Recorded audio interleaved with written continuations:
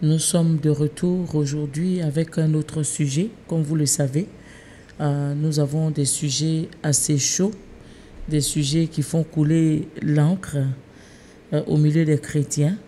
Alors, comme vous le savez, hein, selon l'endroit où vous êtes, je dis bonjour, je dis bonsoir. Et ce soir, nous parlons tout simplement de l'argent. En d'autres termes, nous parlons de la dîme. Alors, que dit la Bible sur la dîme? C'est ce que nous allons décortiquer tout à l'heure lorsque nous vous revenons.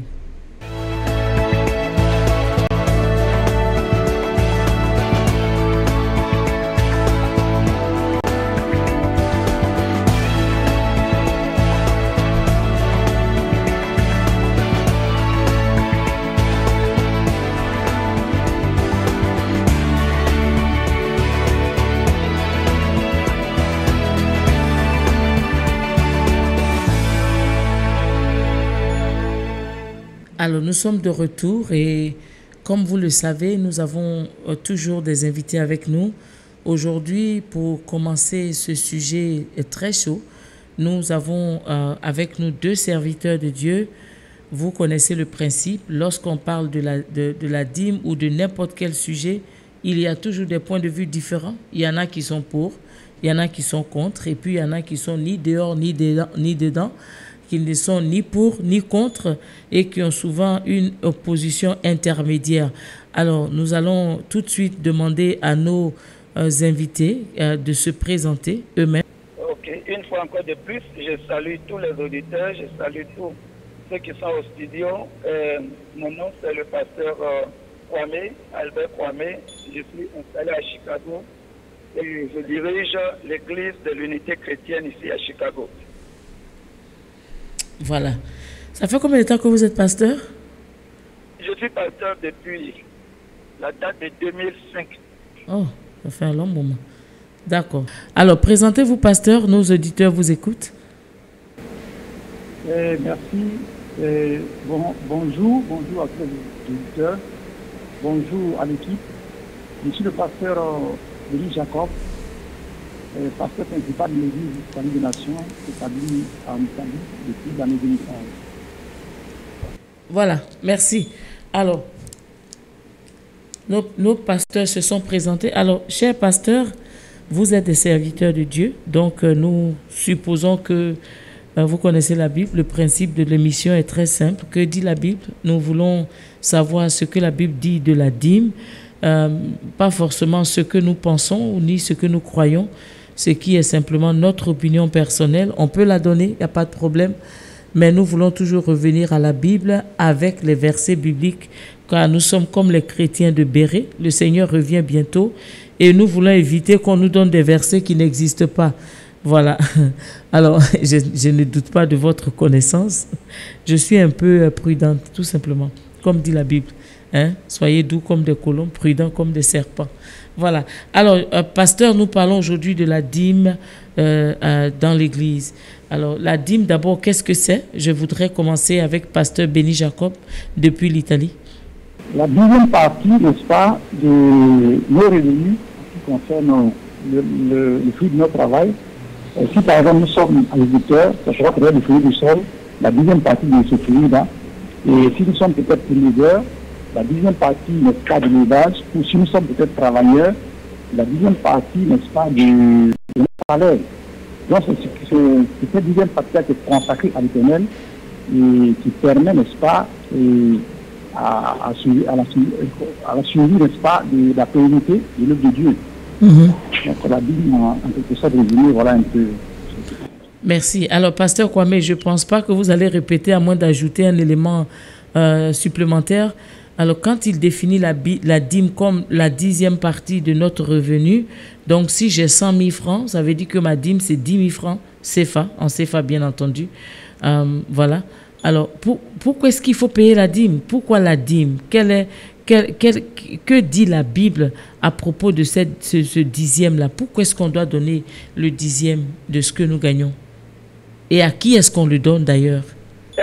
voilà, je crois que le sujet est bien donné, que nous, en tant qu'enfants de Dieu, depuis la création, la dîme est une institution divine. Comme l'autre pasteur venait de le dire, c'est le 10e de notre revenu, de tout notre revenu. Parce que quelqu'un peut avoir deux boulots, 3 boulots, 4 boulots.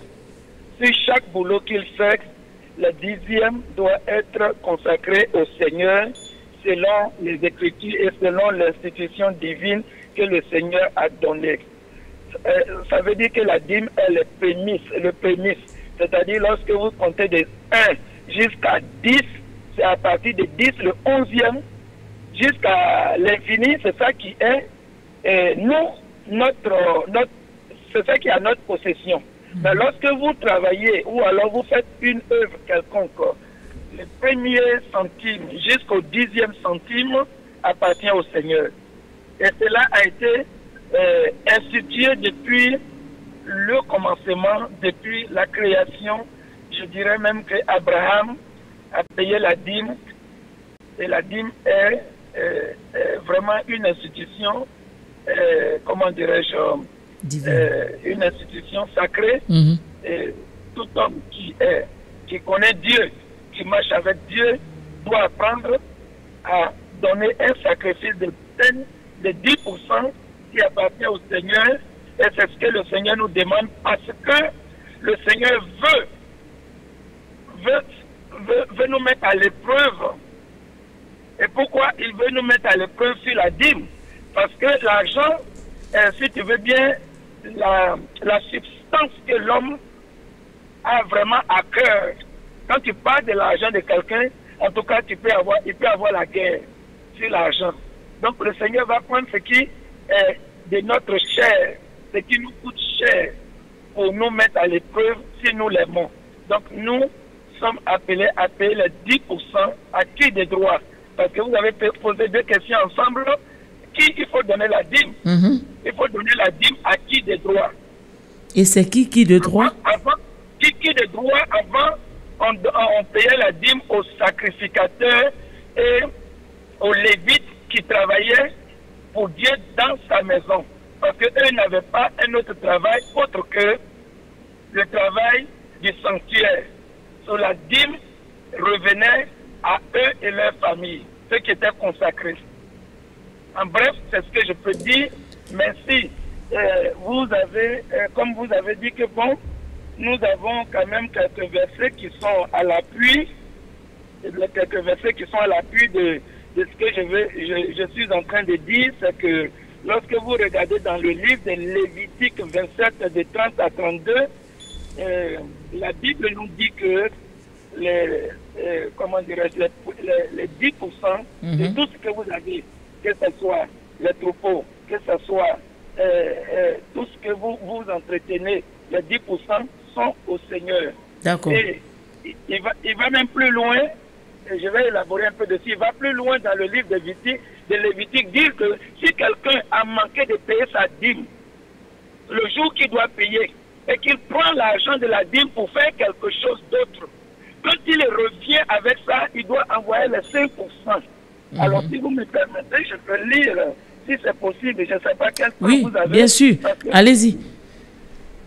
Parce que tout ce que nous disons, nous le disons avec des évidences, nous ne le disons pas comme c'est une opinion personnelle. Donc, pour tous ceux qui écoutent en ce moment-là, qu'ils prennent leur Bible avec moi dans le livre de Lévitique 27 et je vais faire la lecture courante, s'il vous plaît. La Bible nous dit, verset 30, toute dîme de la terre, soit des récoltes de la terre, soit du fruit des arbres, appartiennent à l'Éternel. C'est une chose consacrée à l'Éternel. Si quelqu'un veut racheter quelque chose de la dîme, il y ajoutera 1/5. Toute dîme, verset 32, toute dîme de gros et de menu bétail et de tout ce qui passe sous la houlette sera une dîme consacrée à l'Éternel. Amen. Amen. Donc, la dîme, on la paye Bon, certains disent que la dîme, on la donne. On donne l'offrande. L'offrande, c'est, comme on dit, offrande. Tu offres. Ça, c'est de ton cœur. Tu donnes ce que tu veux. Ça, c'est de ton cœur. Mais la dîme, tu la payes parce que la Bible dit, le Seigneur dit, tout prémisse de dixième l'appartient. Et personne ne touche à cela. Donc, c'est institutionnel. Ce n'est pas nouveau. Quelqu'un qui aime le Seigneur, on n'a pas besoin de l'apprendre à payer la dîme. D'accord. Merci, pasteur. Alors, pasteur Béni Jacob, si je comprends bien, la dîme est pour l'Éternel. Mais la question que je me pose, c'est, si la dîme est pour l'Éternel, pourquoi est-ce que c'est à des hommes qu'on la donne, pasteur Béni Jacob? Pourquoi est-ce qu'on ne la dépose pas directement dans la main de Dieu et puis on la donne à des hommes? Alors, je revenais pour dire que le Seigneur a dit, je crois, dans Galates, que ceux qui travaillent à l'hôtel doivent aussi vivre de l'hôtel. Mais pour ne pas parler de ce verset, je voulais dire que dans l'ancien temps, la dit, on apportait aux sacrificateurs, aux lévites qui travaillaient dans le temple. Le Seigneur a des personnes aujourd'hui qui le représentent. Ils sont les pasteurs, ils sont les évangélistes, qui sont des personnes établies, n'est-ce pas, qui travaillent dans la maison de Dieu, n'est-ce pas, à perdre le troupeau et à pérenniser l'œuvre du Seigneur. En donnant, n'est-ce pas, la dîme à ces personnes-là, c'est à Dieu qu'on donne, parce qu'ils sont les représentants de Dieu, et ils sont aussi ceux-là qui font l'œuvre.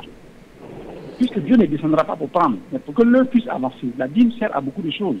Aujourd'hui, si nous prenons les charges d'une église, d'une tradition, d'une église, d'une mission, les dîmes peuvent permettre à avancer l'œuvre de Dieu. Donc, déposer la dîme, apporter la dîme à l'église, c'est à Dieu qu'on donne.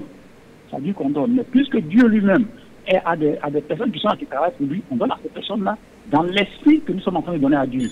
D'accord. Voilà. Est-ce qu'on ne peut pas faire on ne peut pas faire de séparation de catégories parce que tout ce que le pasteur Kwame a lu tout à l'heure, c'est que le Seigneur dit que les dîmes et les offrandes lui appartiennent et ça revient directement aux sacrificateurs, les Lévites, qui, comme nous le savons, n'avaient aucun héritage en Israël, une tribu que Dieu avait mise à part juste pour son service. Alors, est-ce que c'est juste de payer la dîme à un pasteur qui travaille?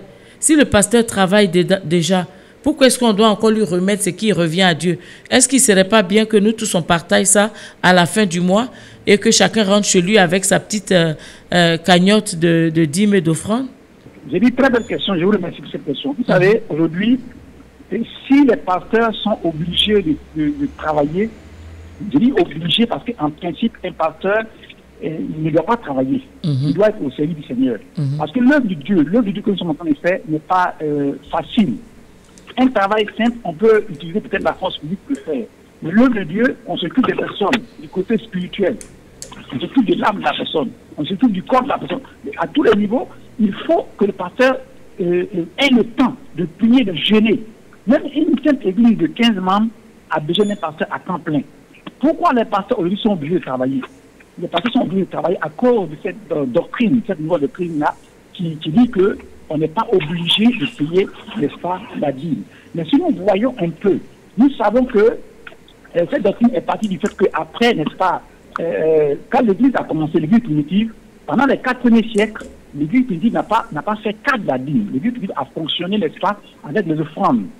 Et je crois qu'au concile de Maçon en 585, si je ne me trompe pas, l'Église romaine a institué, n'est-ce pas, le paiement de la dîme à l'Église romaine. Et cela a pris fin, n'est-ce pas, avec la révolution de 1789. Donc une église a besoin d'un homme, quelqu'un qui est établi, qui a été consacré, qui est là. D'accord. Alors, pasteur Kwame, vous voulez ajouter quelque chose à cette belle question qui vous plaît à vous deux? Oui, je voudrais ajouter quelque chose à cela. Je crois que la question que vous avez posée, et tous ceux qui sont à l'écoute, et vous-même, je crois que vous devez deviner, même si la Bible n'a pas dit qu'il faut payer sa dîme, vous avez dit que pourquoi on ne donne pas à Dieu et qu'on donne aux hommes. Alors, je crois que Dieu utilise ces hommes-là pour le représenter, pour, comment dirais-je, prêcher la parole, pour donner des prophéties. Ce n'est pas Dieu lui-même qui descend. Donc Dieu ne descendra jamais pour donner des prophéties il passera toujours par son serviteur. Dieu ne descendra pas pour enseigner. Tout le monde n'est pas enseignant. Pour que ses enfants soient beaucoup plus enrichis par sa parole et ses enfants sachent ce qu'il a pour eux en réserve dans sa bénédiction. Dieu ne va pas faire lui-même ça. Il va toujours utiliser quelqu'un.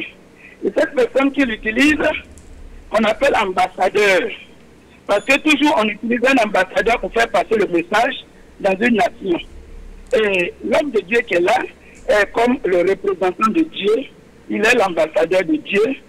Donc, de ce fait, c'est lui qui doit recevoir les offrandes, les dîmes, afin de faire la part des choses. Oui, mais si le pasteur qui est l'ambassadeur, si l'ambassadeur ne compte pas trop sur ses frais de mission qu'il peut-être qu'il ne reçoit pas et qu'il travaille, est-ce qu'on doit lui donner les dîmes et les offrandes? Parce que s'il travaille, on n'a plus besoin d'entretenir l'homme de Dieu. Il peut s'occuper. Il y a des hommes de Dieu qui ont des grosses positions et qui gagnent 3 fois plus que les fidèles. Oui, ça c'est vrai ce que vous dites, mais nous ne tenons pas compte de ce que le Seigneur dit. Normalement, je rejoins mon collègue pasteur, le pasteur doit être consacré pour s'occuper des affaires de Dieu. Mais lorsque le pasteur lui-même, il doit travailler 2 jobs pour pouvoir survivre, c'est un mal pour l'Église. C'est un mal. Je suis d'accord avec vous. Je suis d'accord avec vous, pasteur, parce que le service n'est pas facile. On doit jeûner, on doit prier, on doit aller rendre visite, on doit aller à l'hôpital pour ceux qui sont malades, on doit aller dans les rues pour annoncer l'évangile. Et si on doit aller travailler de 15 h jusqu'à 7 h du matin, eh bien, quand on sort de là, la seule chose à laquelle on pense, c'est son lit. Amen. Et c'est difficile pour les pasteurs. Alors, vous savez, il y a aussi... en dehors du message qui dit que la dîme n'est plus de notre époque et tout ça, et que c'était au temps des sacrificateurs, moi je voudrais savoir si vous pouvez aider nos auditeurs à comprendre que la dîme existait avant Moïse. Voilà, avant qu'on installe la sacrificature en Israël, la dîme avait déjà été payée par Abraham, n'est-ce pas? Alors, la dîme vient d'où ça? Qui a instauré? Est-ce que la dîme vient du jardin d'Éden, du moins, de l'après-jardin d'Éden avec Adam? Est-ce que c'est la dîme que Abel a payée? Est-ce qu'on peut un peu retracer les origines de la dîme dans la Bible? Justement, c'est ce que j'étais en train de vous dire. D'Abel, de Caïn, d'Abel, de Caïn et d'Abraham, et toute la liste qui suit. Tout le monde a payé la dîme, sauf la génération d'aujourd'hui qui pense que payer la dîme à l'église. Quand je dis l'église, c'est, comment dirais-je, c'est le collège pastoral qui fait la tête de l'église. Donc, en payant la dîme, les pasteurs, les diacres, tous ceux qui sont en charge, doivent pouvoir gérer pour entretenir l'église, que ce soit le pasteur, que ce soit les instruments de l'église et autres. Quelqu'un ne va pas, comme vous m'avez dit tout à l'heure là, quelqu'un ne va pas aller te rendre visite et te consoler quand tu as des problèmes, être là en train de prêcher, et puis il doit te demander d'abord avant que tu lui donnes la dîme. Ça, c'est quelque chose qui est inimaginable qu'un homme de Dieu qui s'occupe des fidèles, qui est là jour et nuit, qu'il aille demander. Ou alors, on aille voir où c'est écrit d'abord avant de lui donner. Même si ce n'est pas écrit, dans mon bon sens, je n'ai pas à demander ou bien aller voir les Écritures avant de lui donner. Donc, pour récapituler un peu, le 10e du revenu, je crois que pour ceux qui ont leur Bible, vous pouvez lire ça dans Malachie 3, 10, où le Seigneur demande d'apporter à la maison du trésor nos dîmes et nos offrandes. Et il fait suivre cela avec une promesse d'ouvrir les écluses des cieux sur notre tête. Alors, pasteur Kwame, en attendant que le pasteur Béni Jacob revienne, est-ce que cela veut dire donc que le paiement de la dîme s'accompagne de bénédictions? Oui. D'abord, laissez-moi vous dire les deux côtés, les deux versions. Le non-paiement de la dîme engendre aussi des malédictions. Okay. Vous avez dit le verset, mais laissez-moi lire. Parce que si je prends le livre de Malachie, que je lis l'entier, je crois que quelqu'un de votre bout du téléphone, de la radio peut savoir ce que le Seigneur est en train de dire. Ok? Donc nous sommes dans Malachie en ce moment. J'ai ouvert le livre de Malachie. Si vous êtes avec moi, Nous allons faire la lecture ensemble. Malachie 3, le verset 8. Et je lis la lecture de Dieu en lecture courante, français courant. Un homme, verset 8, un homme trompe Dieu car vous me trompez. Et vous dites, en quoi avons-nous trompé? Dans les dîmes et les offrandes. Vous êtes frappés par la malédiction. Et vous me trompez. La nation toute entière. Apportez à la maison du trésor toutes les dîmes, afin qu'il y ait de la nourriture dans ma maison.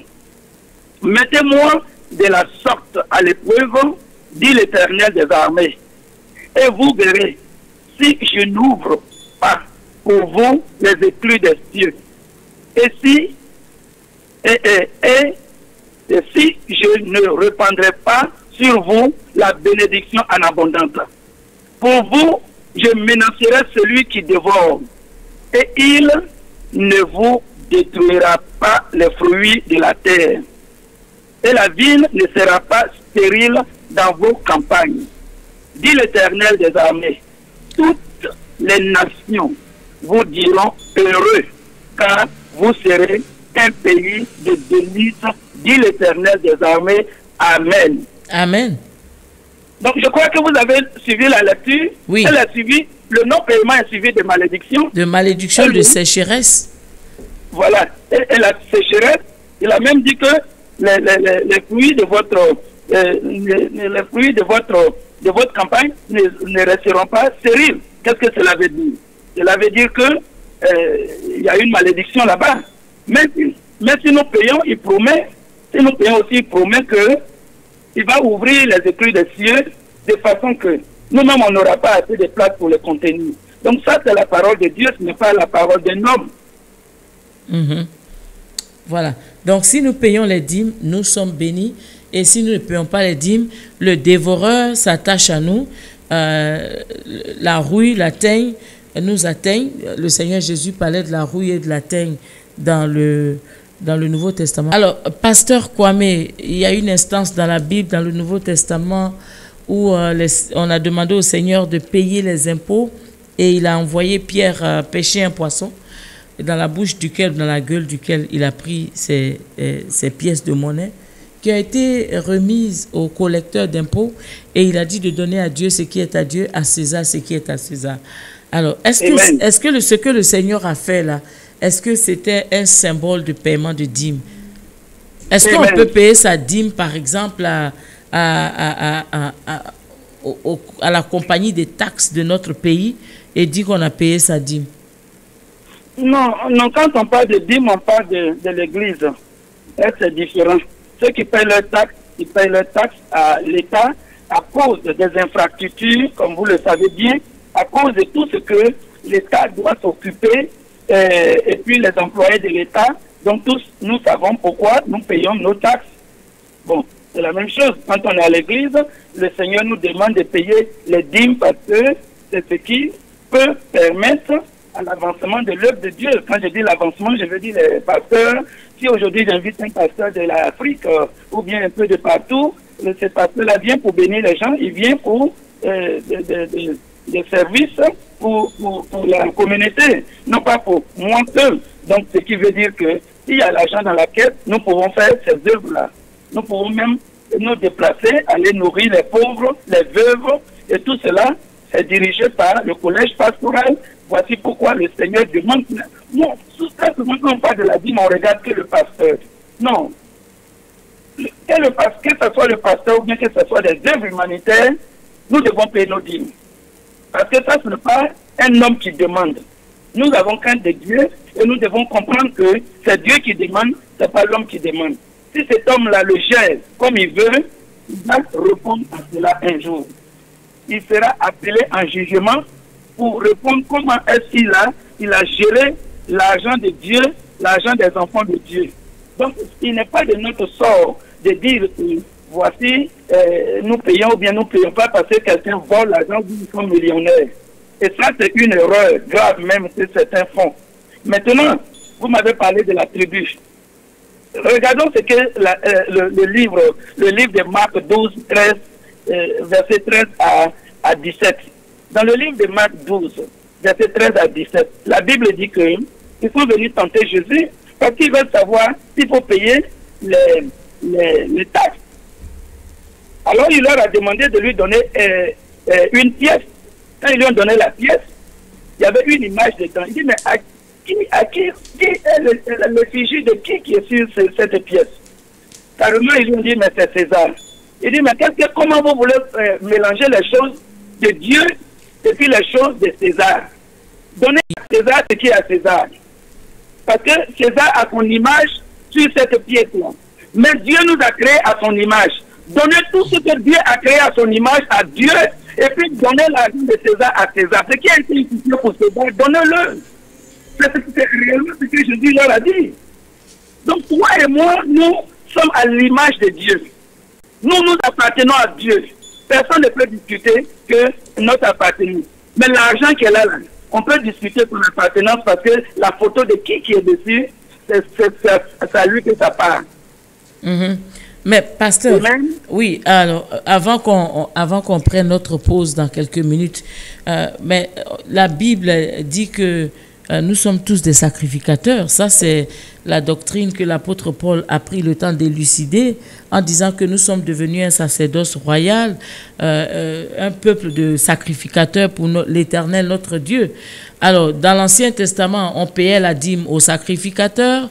Dans le Nouveau Testament, nous sommes tous devenus des sacrificateurs, Christ étant le souverain sacrificateur.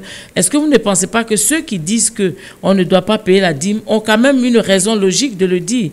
Parce que normalement, dans le Nouveau Testament, avec la naissance de l'Église, on ne parle plus de sacrificature. Et on a vu que les apôtres n'avaient pas de sacrificateurs, mais il y avait des dons volontaires. Chacun vendait ce qu'il avait, il venait donner, et puis tout le peuple était nourri.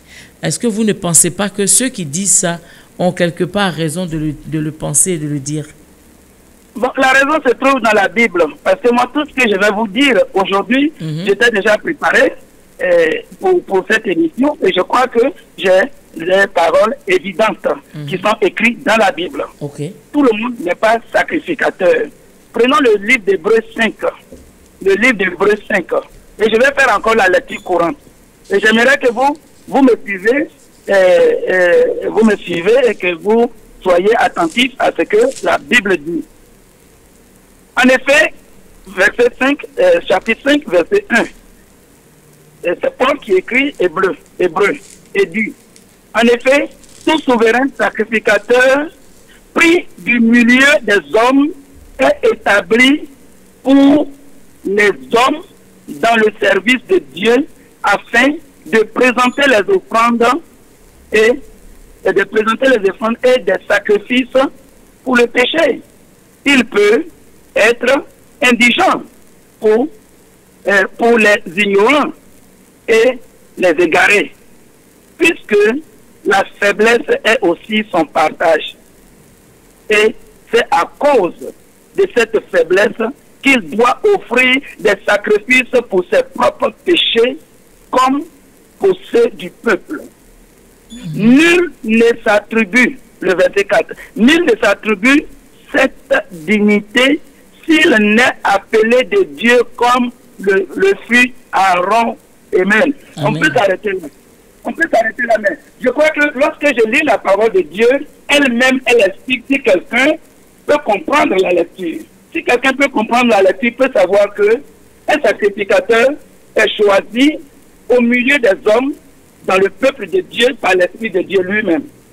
Si vous me dites que tous les chrétiens sont sacrificateurs, qui présentent les sacrifices en ce moment, qui est le leader en ce moment? Parce que je n'ai jamais vu une entité ou bien un groupe où tout le monde est le leader. Bon, enfin, c'est pas moi qui dis que nous sommes des sacrificateurs. Hein. Il y a des gens qui sont très forts dans cette doctrine. Il y en a plein sur YouTube, vous les trouverez. Je ne fais que colporter les nouvelles. Mais oui, ce que je voudrais dire, c'est que le passage que vous avez donné est très clair, pasteur. Le Seigneur Jésus, il est même dit à la suite que le Seigneur Jésus-Christ ne s'est pas lui-même autoproclamé souverain sacrificateur. C'est Dieu qui l'a établi. Donc, on parle d'appel. Ça veut donc dire que si on n'est pas appelé, on ne doit pas jouer le rôle de sacrificateur et essayer de recevoir des dîmes des gens. On devient ce que la Bible appelle. Est-ce que c'est normal quand on vous dit que quelqu'un est un voleur? Celui qui ne paye pas sa dîme, quand on dit que c'est un voleur, est-ce que c'est un terme adéquat? Non, ça ne m'étonne pas parce que le vol ne date pas d'aujourd'hui. Il y avait Judas aussi qui était un voleur. Donc le vol, si on dit que quelqu'un vole, moi ça ne peut pas me choquer, ça ne peut pas m'étonner parce que le vol existe là, depuis pas de nos jours. Le vol existe. D'accord. Donc celui qui ne paye pas sa dîme, c'est un voleur. C'est un voleur. Et donc il n'ira pas au ciel parce que la Bible dit que les voleurs n'y entreront pas. Hein? S'il ne paye pas sa dîme, qui vole Dieu? Moi, je ne suis pas ce Dieu qui juge. Hein? Moi, c'est tout ce que je peux dire. Moi, je dis que c'est un voleur. Maintenant, le reste, là, bon, c'est Dieu qui... Alors, moi, je vais ajouter à ce que Pasteur Kwame dit pour dire que si c'est un voleur, il n'ira pas au ciel. On n'a pas besoin de prendre des pincettes, Pasteur Kwame. Il faut dire la vérité aux fidèles. C'est un voleur. Et les voleurs n'entreront pas au ciel. C'est ce que la Bible dit. Voilà. Ce n'est pas vous qui le dites, hein. La Bible dit que les menteurs, les voleurs, les impudiques n'entreront pas au ciel. Donc, s'il y a un frère ou une sœur qui vole la dîme du Seigneur, nous devons encourager cette personne-là, si elle veut vraiment aller au ciel, à payer sa dîme. Voilà. Alors, Pasteur Kwame, on va prendre une petite pause de 1 minute 2 et on va revenir tout de suite. Et je crois qu'en ce moment-là, le pasteur Béni Jacob sera de retour. Ne partez pas, chers auditeurs. On revient à vous tout de suite.